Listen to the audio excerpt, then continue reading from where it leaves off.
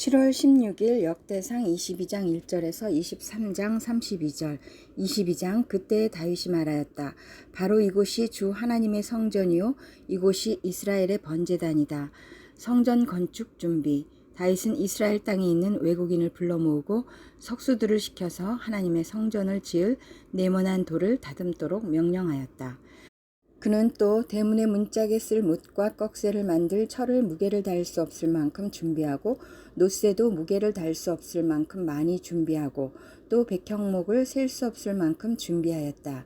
이 백향목은 시돈 사람과 두롯 사람이 다윗에게 운반하여 온 것이다. 다윗은 이런 혼잣말을 하였다. 나의 아들 솔로몬이 어리고 연약한데 주님을 위하여 건축할 성전은 아주 웅장하여 그 화려한 명성을 온 세상에 떨쳐야 하니 내가 성전 건축 준비를 해 두어야 하겠다. 그래서 그는 죽기 전에 준비를 많이 하였다. 그런 다음에 다윗이 그의 아들 솔로몬을 불러서 주 이스라엘의 하나님을 모실 성전을 지으라고 부탁하였다. 다윗이 아들 솔로몬에게 말하였다. 아들아, 나는 주 나의 하나님의 이름을 위하여 성전을 지으려고 하였다. 그러나 주님께서 나에게 말씀하셨다. 너는 많은 피를 흘려가며 큰 전쟁을 치렀으니 나의 이름을 위하여 성전을 건축할 수 없다. 너는 내 앞에서 많은 피를 땅에 흘렸기 때문이다. 보아라, 너에게 한 아들이 태어날 것인데 그는 평안을 누리는 사람이 될 것이다. 내가 사방에 있는 그의 모든 적로부터 평안을 누리도록 해주겠다. 그러므로 그의 이름을 솔로몬이라 지어라. 그가 사는 날 동안 내가 이스라엘에 평화와 안정을 줄 것이다. 그가 내 이름을 위하여 성전을 건축할 것이다. 그는 내 아들이 되고 나는 그의 아버지가 되어 이스라엘을 다스리는 그의 왕위가 영원히 흔들리지 않고 튼튼히 서게 해줄 것이다. 내 아들아, 이제 주님께서 너와 함께 하셔서 주님께서 너를 두고 말씀하신 대로 주 너의 하나님의 성전을 무사히 건축하기를 바란다. 그리고 부디 주님께서 너에게 지혜와 판단력을 주셔서 내가 주 하나님의 율법을 지키며 이스라엘을 잘 다스릴 수 있도록 해주시기를 바란다. 내가 주님께서 모세를 시켜 이스라엘에게 명하신 율례와 규례를 지키면 성공할 것이다. 강하고 굳건하여라. 두려워하지 말고 겁내지 말아라. 내가 주님의 성전을 지으려고 금 10만 달란트와 은 100만 달란트를 준비하고 놋과 쇠는 너무 많아서 그 무게를 다 달 수 없을 만큼 준비하고 나무와 돌도 힘들여 준비하였다. 그러나 내가 여기에 더 보태야 할 것이다. 너에게는 많은 일꾼이 있다. 채석공과 석수와 목수와 또 모든 것을 능숙히 다룰 줄 아는 만능 기능공들이 있다. 금과 은과 놋과 쇠가 무수히 많으니 일어나서 일을 시작하여라. 주님께서 너와 함께 하시기를 빈다. 그런 다음에 다윗은 이스라엘 모든 지도자에게 그의 아들 솔로몬을 도우라고 당부하였다. 주 당신들의 하나님께서 당신들과 함께 계셔서 당신들에게 사방으로 평화를 주시지 않았습니까? 그리고 이 땅 주민을 나에게 넘겨주어 이 땅 사람들을 주님과 그의 백성 앞에 굴복시키셨습니다. 이제 당신들은 마음과 정성을 다하여 주 당신들의 하나님을 찾고 일어나서 주 하나님의 성전을 건축하십시오. 그래서 주님의 언약궤와 하나님의 거룩한 기구들을 옮겨와서 주님의 이름을 위하여 건축한 성전에 들여놓도록 하십시오. 23장. 다윗은 나이를 많이 먹어서 늙었을 때 아들 솔로몬을 이스라엘의 왕으로 세웠다. 레위 사람의 일. 다윗 왕은 이스라엘 모든 지도자와 제사장과 레위 사람을 불러 모았다. 30살이 넘은 레위 사람의 인구를 조사하였는데 남자의 수가 모두 3만 8천 명이었다. 이 가운데 2만 4천 명은 주님의 성전 일을 맡은 사람이고 6천 명은 서기관과 재판관이고 4천 명은 문지기이고 나머지 4천 명은 다윗이 찬양하는 데 쓰려고 만든 악기로 주님을 찬양하는 사람이다. 다윗은 레위의 자손 게르손과 고앗과 무라리를 족속을 따라 갈래별로 나누었다. 게르손 족속에는 라단과 시므이가 있다. 라단의 아들은 족장 여히엘과 세담과 요엘 이렇게 세 사람이다. 시므이의 아들은 슬로밋과 하시엘과 하란 이렇게 세 사람이고 이들 모두가 라단 가문의 족장이다.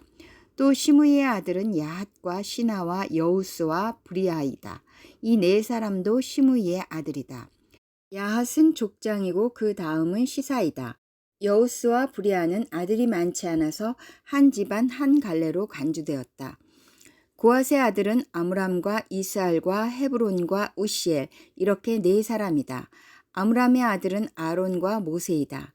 아론을 성별하였는데 그와 그의 아들들은 가장 거룩한 물건들을 영원히 거룩하게 맡아서 주님 앞에서 분향하여 섬기며 영원히 주님의 이름으로 복을 빌게 하려고 성별하였다. 하나님의 사람 모세의 아들들은 레위 지파에 등록되어 있다. 모세의 아들은 게르솜과 엘리에셀이다. 게르솜의 아들 가운데서 스부엘은 족장이다. 엘리에셀의 아들 가운데에서는 르하비아가 족장이다. 엘리에셀에게는 다른 아들이 없었지만 르하비아에게는 아들이 아주 많았다. 이스할의 아들 가운데서 족장은 슬로밋이다. 헤브론의 아들 가운데서 족장은 여리야이고 그 다음은 아마리아이고 셋째는 야하시엘이고 넷째는 여가므암이다. 우시엘의 아들 가운데서 족장은 미가이고 그 다음은 이시아이다. 무라리의 아들은 마흘리와 무시이다. 마흘리의 아들로는 엘르아살과 기스가 있다. 엘르아살은 아들은 없이 딸들만 남겨두고 죽었다. 그래서 그의 조카인 기스의 아들들이 그의 딸들에게 장가들었다.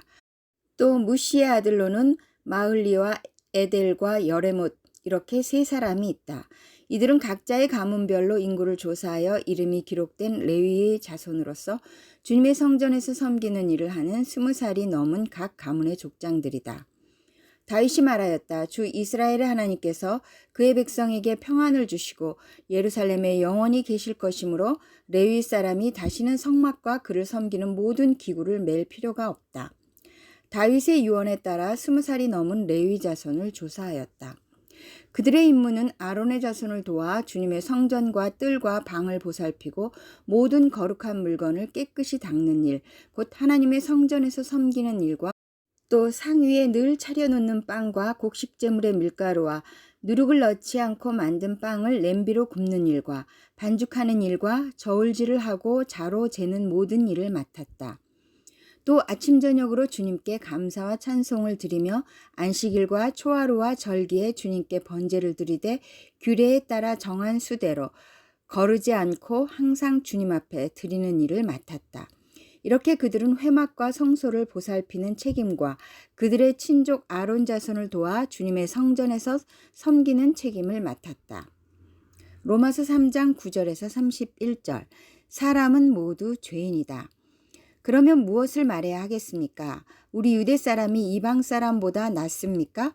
전혀 그렇지 않습니다. 유대 사람이나 그리스 사람이나 다 같이 죄 아래 있음을 우리가 이미 지적하였습니다. 성경에 이렇게 기록되어 있습니다. 의인은 없다. 한 사람도 없다. 깨닫는 사람도 없고 하나님을 찾는 사람도 없다. 모두가 곁길로 빠져서 쓸모가 없게 되었다. 선한 일을 하는 사람은 없다. 한 사람도 없다. 그들의 목구멍은 열린 무덤이다. 혀는 사람을 속인다. 입술에는 독사의 독이 있다. 입에는 저주와 독설이 가득 찼다. 발은 피를 흘리는 일에 빠르며 그들이 가는 길에는 파멸과 비참함이 있다. 그들은 평화의 길을 알지 못한다. 그들의 눈에는 하나님을 두려워하는 빛이 없다. 율법에 있는 모든 말씀이 율법 아래 사는 사람에게 말한 것임을 우리는 압니다. 그것은 모든 입을 막고 온 세상을 하나님 앞에서 유죄로 드러내려는 것입니다. 그러므로 율법의 행위로는 하나님 앞에서 의롭다고 인정받을 사람이 아무도 없습니다. 율법으로는 죄를 인식할 뿐입니다. 하나님의 의. 그러나 이제는 율법과는 상관없이 하나님의 의가 나타났습니다. 그것은 율법과 예언자들이 증언한 것입니다. 그런데 하나님의 의는 예수 그리스도를 믿는 믿음을 통하여 오는 것인데 모든 믿는 사람에게 미칩니다. 거기에는 아무 차별이 없습니다. 모든 사람이 죄를 범하였습니다. 그래서 사람은 하나님의 영광에 못 미치는 처지에 놓여 있습니다. 그러나 사람은 그리스도 예수 안에서 얻는 구원으로 말미암아 하나님의 은혜로 값없이 의롭다는 선고를 받습니다. 하나님께서는 이 예수를 속죄제물로 내주셨습니다. 그것은 그의 피를 믿을 때 유효합니다. 하나님께서 이렇게 하신 것은 사람들이 이제까지 지은 죄를 너그럽게 보아주심으로써 자기의 의를 나타내시려는 것이었습니다. 하나님께서 오래 참으시다가 지금 이때에 자기의 의로우심을 나타내신 것은 하나님은 의로우신 분이시라는 것과 예수를 믿는 사람은 누구나 의롭다고 하신다는 것을 보여주시려는 것입니다. 그렇다면 사람이 자랑할 것이 어디에 있습니까? 전혀 없습니다. 무슨 법으로 의롭게 됩니까? 행위의 법으로 됩니까? 아닙니다. 믿음의 법으로 됩니다.